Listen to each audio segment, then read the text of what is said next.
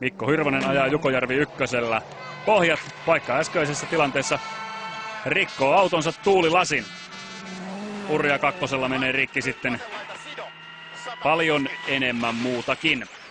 Ja nyt keskeltä Masen täys heittää 100. Hae oikein loiva ylilypy, heittää tarkka.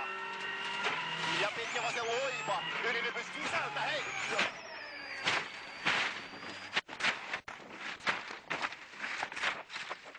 Hurjavauhtinen ulosajo.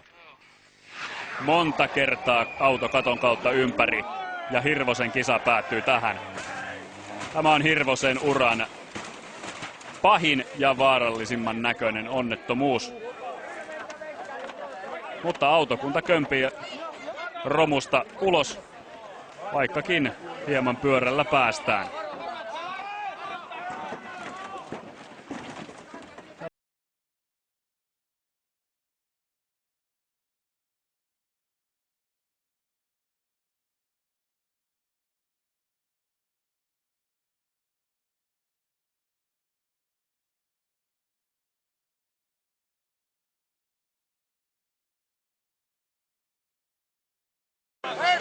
Pois näin! Pois!